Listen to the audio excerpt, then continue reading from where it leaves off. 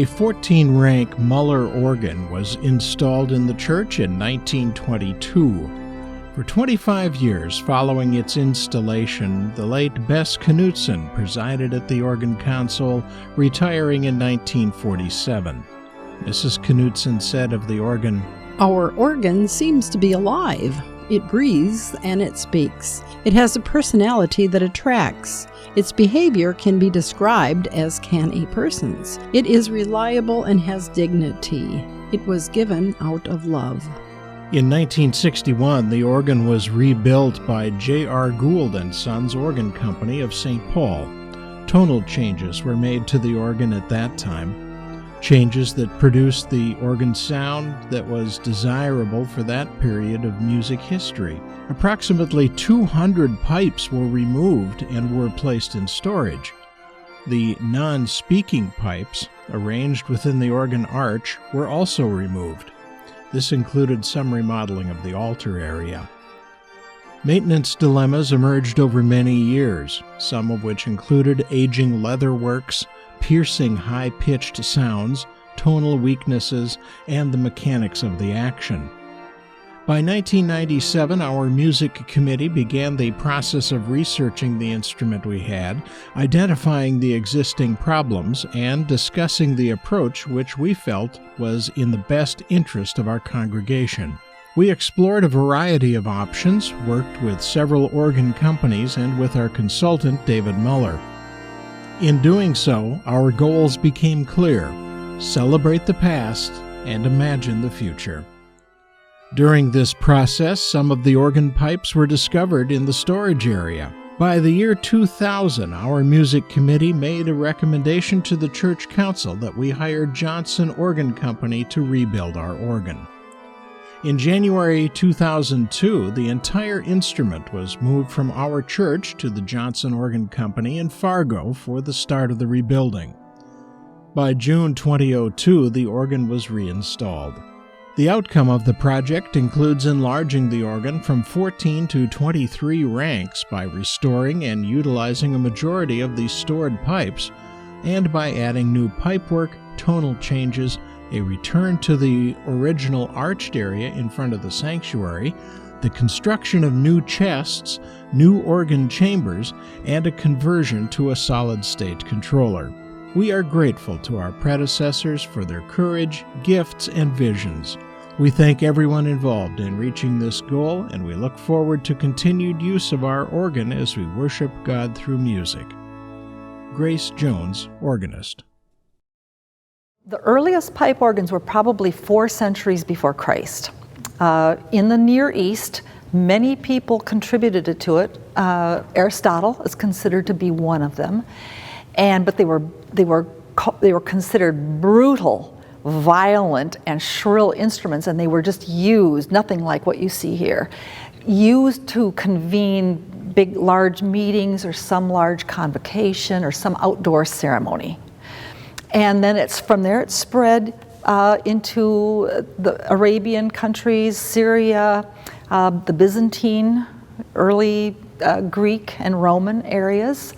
And then after the fall of Rome in the early 500s, it fell into disuse. The organ kind of disappeared for about 2 centuries. In the Muslim world, organs were still being used. And then a gift of an organ was given to Pepin, the king of the Franks, in 757. And so by that way, it made its reintroduction into Europe. And gradually, it's undergoing lots of refinements. By the time of the Reformation in Germany in 1517, and the German Reformation was interested in congregational singing. Congregations never were involved in any part of worship. They were spectators. And so the use of the organ began to flourish as an instrument for leading the congregation in singing. And so those refinements of the organ that we would recognize today really started taking place at about that time. The early ones, thousands of years ago, they were either powered by some sort of wind bellows, and then even hydraulic. They would use water to force the sound through the pipes, or that the power that would make the pipes create a sound. And bellows were used, of course, until electricity was invented, and then wind chests could be powered electrically. But all pipe organs operate from wind being forced through the pipes. They're a pipe organ. Today, there are electronic organs that simulate. They can sequence sounds from computers and then simulate.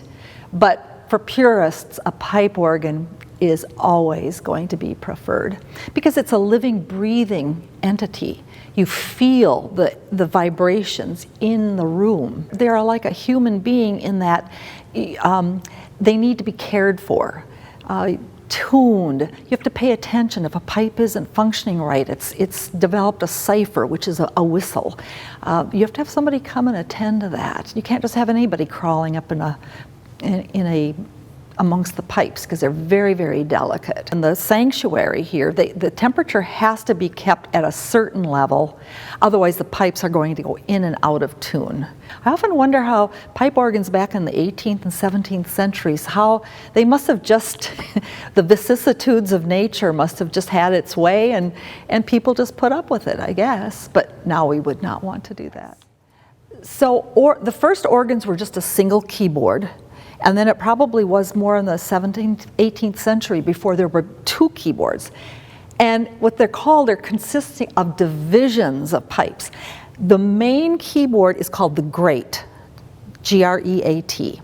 And that's going to be your main organ that really produces the body of sound, the loudest. And then the swell division is this up here, which is a lot of the same stops, but it also incorporates a lot of what are called reeds, such as oboe, trumpet. And so that's for color. And those are all things that probably didn't come into being until the 19th century. Some of the orchestral sounds have now been added into organ. Otherwise, the oldest organs would be what you'd call fundamentals or principles.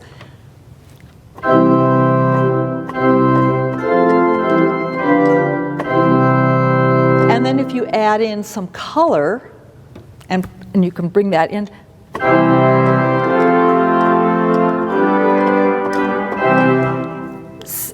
so that is what the organ keyboards can be used for adding color, and then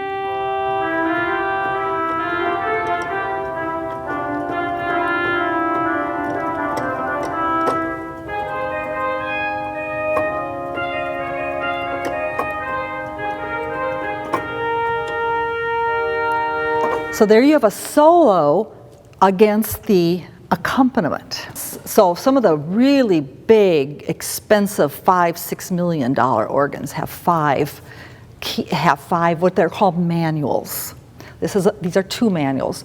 At Lutheran Church of the Cross, we have 3 manuals on the organ. And so that is often called the choir or the positif. And that will be down here, and it's kind of an accompaniment manual. In an organ like this, you can preset your various sounds. So I would have a certain amount of memory, which here is 51. And so on 51, by pressing this, now I have a trumpet,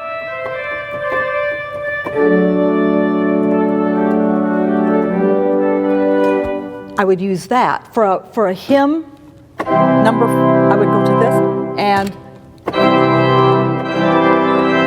that would pull out a lot more of the stops like that. Like the big Vidor toccata, for example, you would use something like that. You have to wear certain kind of shoes with a pedal board, with a heel on it.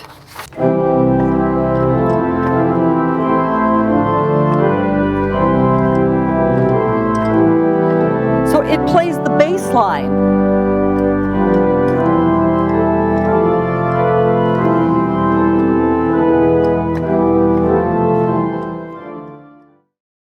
what fires up more regions of the brain simultaneously?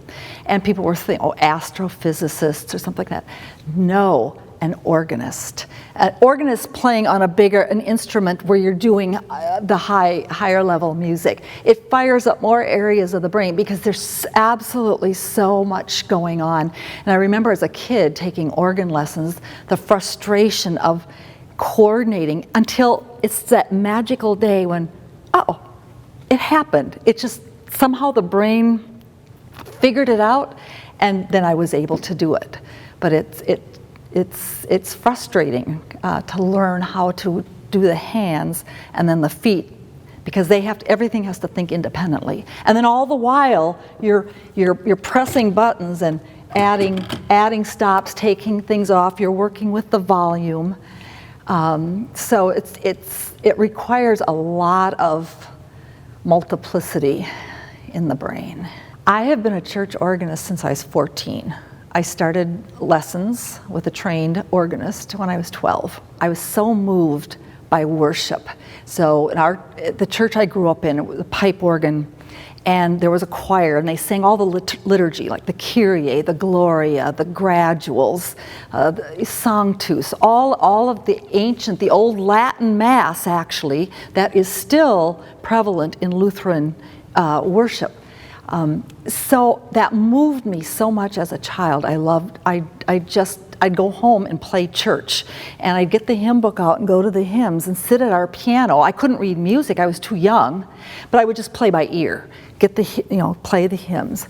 That's what I love, and I think what a church organist, the greatest delight and the most fulfilling thing is accompanying a singing congregation. And what I love about this congregation, they sing like no other. I love doing really good preludes and postludes, things that people love to hear, but the greatest joy for me is that reciprocity between the congregation and me. We are singing praise to God, and it's just so meaningful and moving. And this church, this congregation, just, you always think of Lutheran churches as really big, but this congregation sings, and with this organ, and I love them. I love the organ for that reason, and I love the congregation, among other things, because they can sing so robustly. Bach took a fugue to its highest level. It's never been surpassed. But a fugue will take a melody, and then that melody comes in different voices, and it starts melding together. So here, this is the melody, and then you'll hear it come in the alto, you'll hear it coming in the tenor. Finally, the pedal line will bring it in.